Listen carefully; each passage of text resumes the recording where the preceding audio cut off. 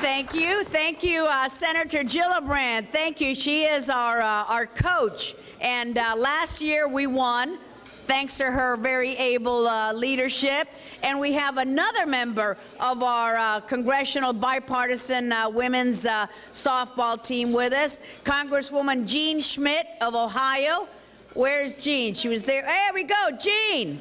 So Jean was going to introduce me, but we're going to have votes, Jean, so you're welcome to get a ride with us to go back to vote. Jean, come over here a second. Come on over here, Jean. I said that you were going to be nice enough to introduce me, so I cut it short. So let's give her a hand. She's a great lady. Good to have you there. See you at practice tomorrow. But what an honor for me to be here today among so many good friends to celebrate 20 years of friendship between the United States and Azerbaijan.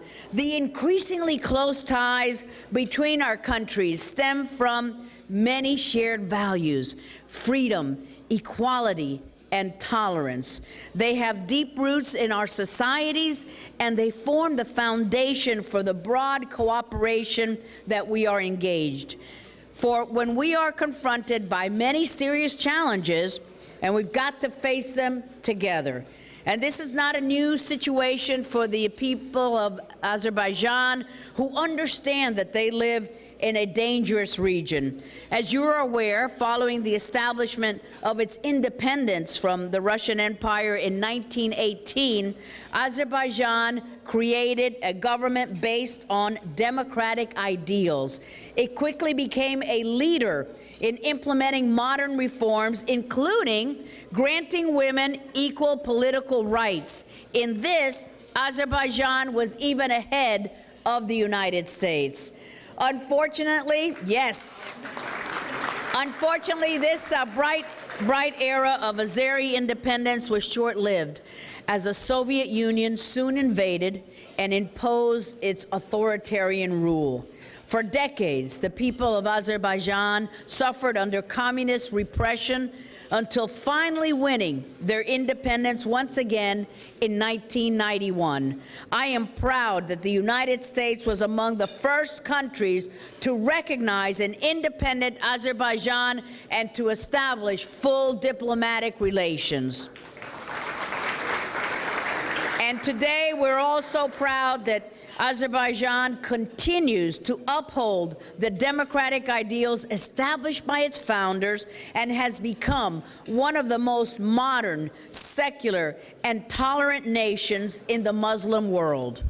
After 20 years, you've got a lot to be proud of. After 20 years of successful self-governance, Azerbaijan has won the respect of other nations and has become an increasingly important actor in the region and indeed throughout the world. Nevertheless, the country faces a number of outside threats, such as the efforts by Russia and Iran to curtail Azerbaijan's rights in the Caspian Sea. I believe that it is unacceptable that Azerbaijan, as well as Kazakhstan and Turkmenistan, should be expected to abide by a territorial treaty signed by the Soviet Union and Iran. That is unacceptable. And following the breakup of the Soviet Union and the establishment of these independent states, that agreement became non-binding on Azerbaijan. A new agreement must be reached along established guidelines regarding other agreements concerning international waters, including granting Azeri ships access to the Volga, as well as securing the country's sovereign control over its mineral deposits located offshore. I believe that it is very important that the United States support an agreement that will fully secure Azerbaijan's rights in this strategic area. As the world knows, Azerbaijan is increasingly an important area for the exploration and production of hydrocarbons, and especially their transportation to world markets. As a result, its strategic role is rapidly increasing, with an impact far beyond its borders. The BTC pipeline, for example, has become a key transportation route for supplying Europe and the world with oil since it opened just a few years ago in 2005. This is helping Europe to diversify its source of energy, which will enable our allies to decrease their dependence on Russian and Iranian supplies. And as new routes, such as the proposed Nabucco pipeline, will ensure that Azerbaijan's strategic importance continues to grow. The revenues from these abundant resources are enabling Azerbaijan to lift its people out of poverty. Recently, the Azeri government has implemented a number of key reforms to encourage diversification of the economy and reduce reliance on revenues from the sale of oil and gas. These reforms have had a very positive impact, promoting the World Bank to identify Azerbaijan as one of the top 10 global reformers in their annual Doing Business reports. However, we've got to be honest, there remain a lot of challenges that continue to hinder Azerbaijan's ability to reach its full economic potential. What are those challenges? You know them. An antiquated government bureaucracy, weak courts, and other institutions that are needed in a modern society, and too many obstacles that are hindering foreign investment. The U.S. can provide much-needed assistance in addressing these and other problems, and I strongly encourage both countries to make use of the opportunities to do so. We also have to work to expand our economic and trade relations. The U.S.-Azerbaijan Economic Partnership is an especially important means to accomplishing that goal. The third meeting of the partnership was held here in Washington, D.C. this month, and it identified several new cooperative initiatives in the area of civil aviation, its pursuit of an open skies agreement to facilitate tourism between our countries, and various telecommunications proposals. I am going to monitor these implementations from our Foreign Affairs Committee. It's an ambitious agenda with great interest, and I hope that through our monitoring, we will quickly demonstrate success. And of course, close cooperation between our countries is of the greatest importance in matters affecting our security. A key participant in NATO's Partnership for Peace program, Azerbaijan has made significant contributions to the NATO mission in Afghanistan, including deploying troops to help secure Kabul. We thank you. Let's say thank you to Azerbaijan for that. Easily said and hard to do.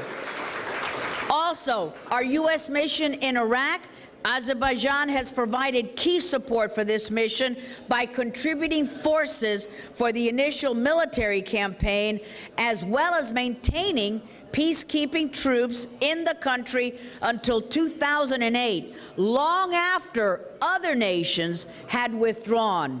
Let's give an applause to Azerbaijan for your help in Iraq as well. Azerbaijan has been a critical partner for the United States in the effort to fight violent extremists as well. As you are aware, just in April, security forces launched an operation against an illegal armed group of violent Islamic radical militants in western Azerbaijan. In the ensuing conflict, one agent was killed, 3 others seriously wounded. These brave law enforcement officials have earned our respect, and we are grateful for their dedication and their sacrifice. Bill Pascrell, come on, stand up there, Bill. You'll be speaking in a little bit from New Jersey. Forget about it. And Haley Barbour, I did not see you right now. I looked for the good-looking guy over here, and my eyes went to Governor Haley Barbour. But these recent incidents that I just discussed, they illustrate and they serve as a powerful reminder that violent extremists continue to seek ways to attack freedom-loving nations around the world. They attack us, they attack Azerbaijan, and so we've got to remain forever vigilant if we are to protect our people. The U.S. and Azerbaijan communities are working closely not only to thwart the plans of would-be terrorists, but also to prevent the proliferation of conventional, biological, and nuclear arms. Intercepting those engaged in these efforts is essential. That's why I'm so pleased that the United States Department of Defense is working so closely with Azerbaijan security forces, especially in terms of producing and providing advanced training and equipment to improve maritime security in the Caspian Sea. These non-proliferation efforts have become more urgent as the Iranian regime accelerates its nuclear weapons program. So thank you to Azerbaijan for all the help that you have given to us. And I've just named but a few. Also helping us on the UN for sanctions. You have done more than many of our allies have done. You are a strong ally. You are a leading force for change in that troubled region, and we've got to work together.